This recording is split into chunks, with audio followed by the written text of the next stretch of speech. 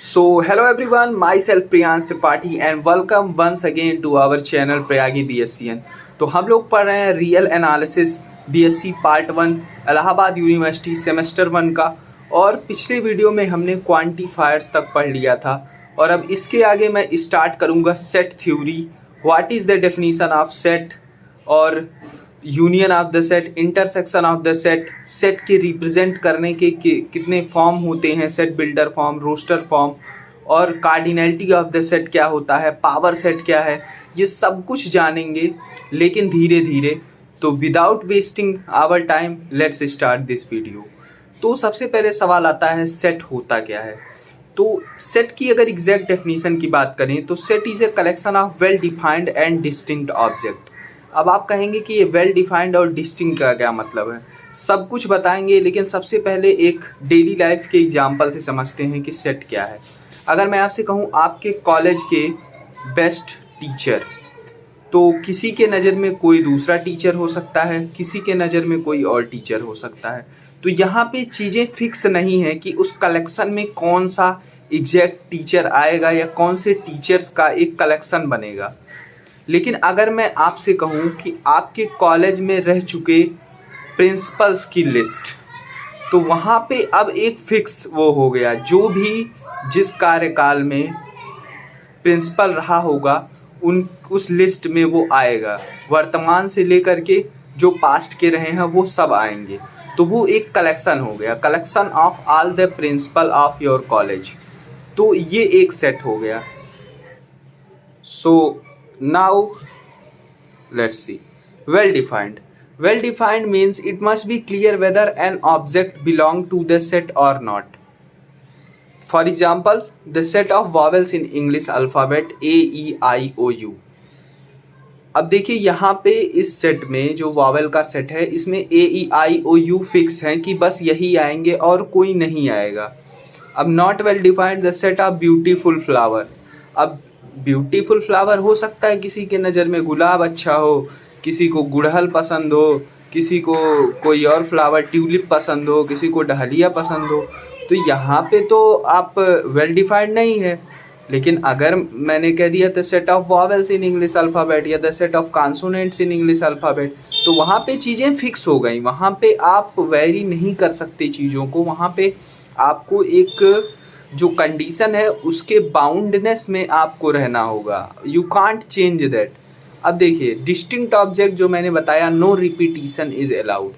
Example 1 2 3 3 2 is equal to 1 2 3, यानी कि आप रिपीटिशन नहीं कर सकते। The collection as a whole, even if the set has many element, it is treated as one single object in mathematics. यानी कि हम रिपीटिशन नहीं कर सकते। अगर ढेर सारे एलिमेंट हैं फिर भी उसे एक सिंगल ऑब्जेक्ट ट्रीट किया जाता है मैथमेटिक्स में, जिसे कलेक्शन एज ए होल के नाम से हम जानते हैं। तो आई होप कि आपको सेट की डेफिनीशन क्लियर होगी और सेट होता क्या है ये भी अब आप समझ गए होंगे। इसमें आपके लिए अब प्रॉब्लम नहीं होगी। लेकिन फिर भी मैं आपको एग्जाम्पल्स के थ्रू दिखाता हूँ कि व्हाट इज अ सेट और चीज़ें। अब देखिए ये एक सेट है, the set of even number less then 10। अब इवन नंबर जो लेस देन 10 होगा उसमें आपको पता है कि 2 आएगा, 4 आएगा, 6 आएगा, 8 आएगा, फिक्स है।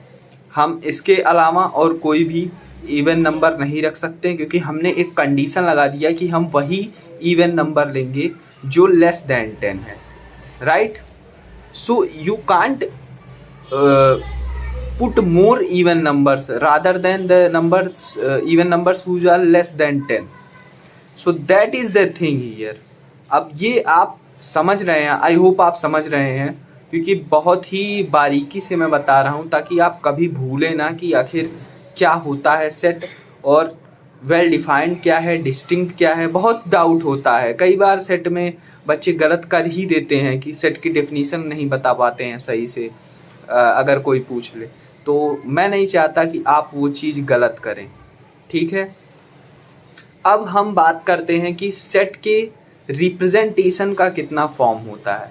तो सेट को हम 2 फॉर्म से रिप्रेजेंट करते हैं जनरली। एक होता है आपका सेट बिल्डर फॉर्म और एक होता है आपका रोस्टर फॉर्म। अब देखिए रोस्टर फॉर्म और सेट बिल्डर फॉर्म क्या होता है, इसे आइए जान लेते हैं। और अगर आपको लिखना होगा डेफिनीशन तो आप वो डेफिनीशन भी वहाँ से लिख सकते हैं।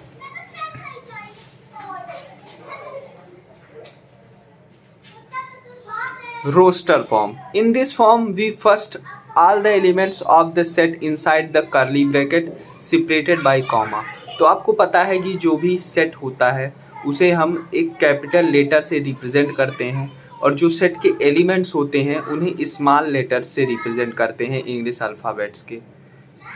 अगर एलिमेंट जो हैं लेटर हैं तब, अगर कोई नंबर आ गया तो वहाँ पे कहाँ भैया आप यूज करोगे वो स्मॉल भी, वहाँ तो फिर नंबर लिखना पड़ेगा। लेकिन सेट का रिप्रेजेंटेशन जो सेट का नेम होगा वो कैपिटल लेटर अल्फ़ाबेट ही यूज किया जाता है।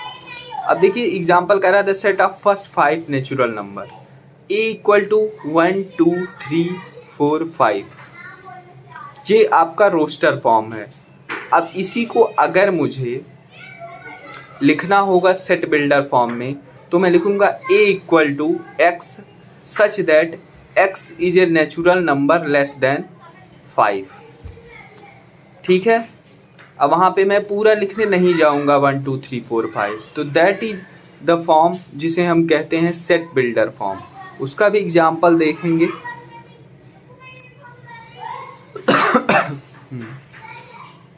अब देखिए रोस्टर फॉर्म और सेट बिल्डर फॉर्म का एग्जाम्पल। रोस्टर फॉर्म में देखिए लिया है इवन नंबर्स जो कि लेस देन 20 है। तो अगर हम इसे रोस्टर फॉर्म में लिख रहे हैं तो 2 4 6 8 10 टिल 18 तक हमने लिखा है। अब लेकिन यही चीज़ अगर हम सेट बिल्डर फॉर्म में लिख रहे हैं तो c equal to x belongs to natural number such that x is even and x less than 20। वही चीज़ हमने लैंग्वेज में लिख दिया कि x क्या है, इवन नंबर है, और x जो है वो लेस देन 20 है, उस कंडीशन को फॉलो कर रहा है। और वो एक रोस्टर फॉर्म में है, एक सेट बिल्डर फॉर्म में है। Square of natural number less then 30 अगला है। आपको पता है स्क्वायर लेस देन 30 जो आएगा 1 आएगा, 2 आएगा, 3 आएगा, 4 आएगा और 5 का स्क्वायर आएगा। क्योंकि अगर हम 6 का स्क्वायर ले लेंगे तो फिर वो 36 हो जाएगा जो कि इस कंडीशन को फॉलो नहीं करेगा।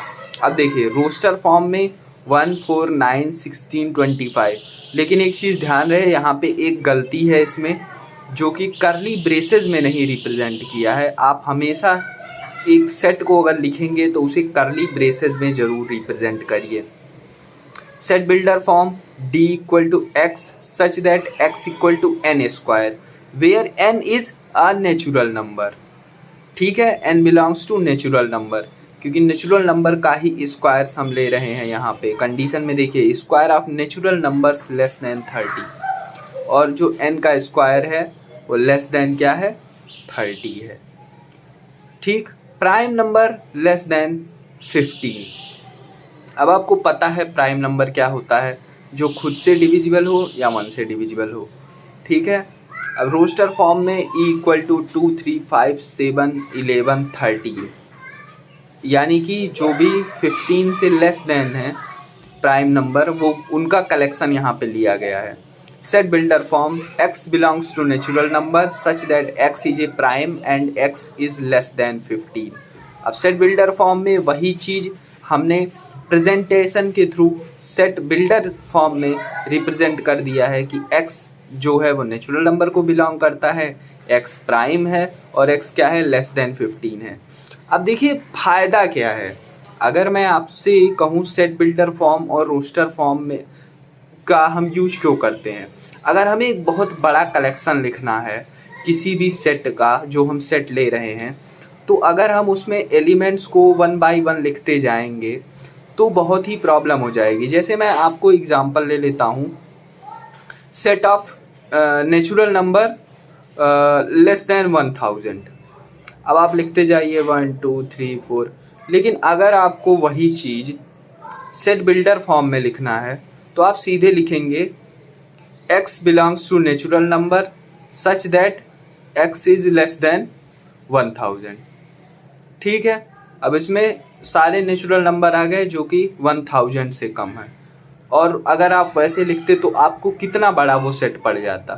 तो दिस इज द थिंग, इस वजह से हम सेट बिल्डर फॉर्म का यूज करते हैं, और आगे भी आप सेट बिल्डर फॉर्म बनाना सीखेंगे, चीज़ों को करेंगे तो वो आपके लिए बहुत अच्छा रहेगा। दोनों फॉर्म जानिए, लेकिन अगर आप सेट बिल्डर फॉर्म बनाना सीख गए तो इससे आपको बहुत हेल्प मिलेगी आगे की चीज़ों में।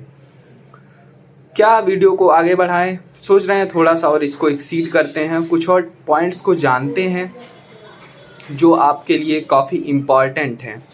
जैसे पहली चीज़ आती है cardinality of a set. Cardinality क्या है किसी भी सेट की? तो cardinality is nothing but the number of elements in A set. Cardinality वो होता है कि आपके सेट में कितने नंबर हैं। अगर मैं एक set of natural number less than 5 ले लूँ तो उसमें आप देखेंगे कि 4 एलिमेंट आएंगे, 1 2 3 4, तो उसकी कार्डिनैलिटी उस सेट की क्या हो जाएगी? 4 हो जाएगी।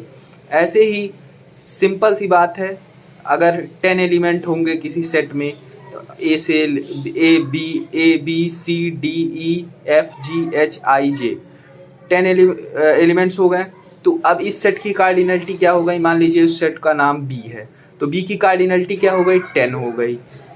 कोई और एग्जाम्पल ले लेते हैं, मान लीजिए हम ले लेते हैं ऑड नंबर लेस देन 10।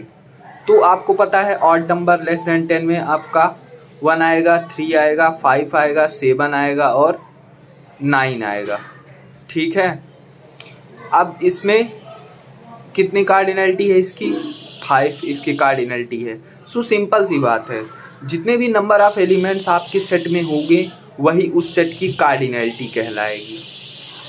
ठीक है, एग्जाम्पल से देखना है तो वो भी दिखा देता हूँ, आपको 1% परेशान होने की ज़रूरत नहीं है, मैं सब चीज़ लेकर आया हूँ, बस आपको थोड़ा सा सब्र रखना होगा।